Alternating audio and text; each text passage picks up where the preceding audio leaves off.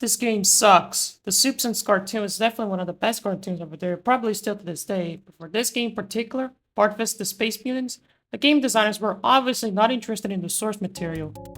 At first, there isn't a lot of bad to this game. It is the Sega Genesis after all, so it's good to see 16-bit graphics in here. But the main issue arises when you listen to the music. Just listen to it.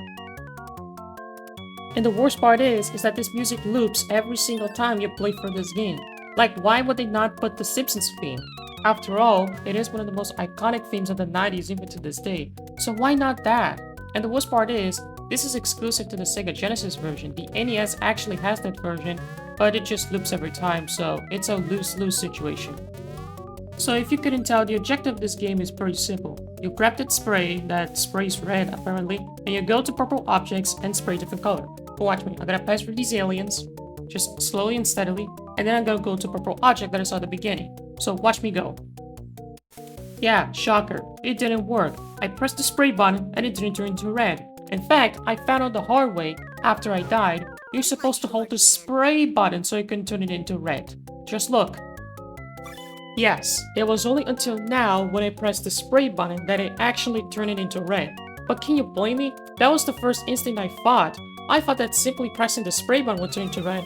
But no, you gotta hold the spray button so you can turn it into red. What a shitload of fuck. Again. And this is bad design. If they simply made the spray button just a simple shoot and then it turned into red, none of this would be hard.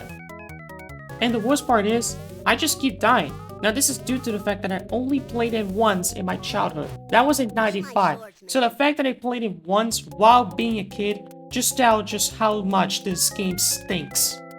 So this is the furthest I managed to get into. As you can see, I'm spraying, it doesn't work immediately. Let me just get the spray can and do it again. Look at that. It just confirms my theory that holding the spray button does indeed turn purple objects into red objects. But look at these ones. Unless if I'm jumping, I can actually hit them. Just almost there.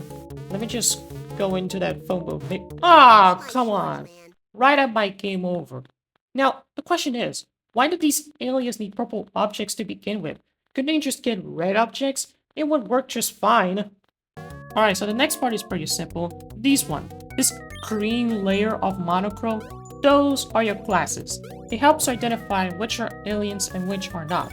It's pretty useful, and I gotta give kudos to them because they actually show the purpose of the classes in the cutscene. Just one problem, it can easily be skipped into the game. So unless if you're watching the entire cutscene, you're just taking quick jumps of luck and jumping on everything in sight and just taking damages on purpose. And the worst part is, this is the furthest I managed to get into. Obviously due to a lack of interest, I don't want to play this shitty game any longer. So what do we learn here? Well, obviously, just because a game is part of a famous IP, doesn't mean it will guarantee to be a great game. This is the best example of such. So anyway, see you all next time.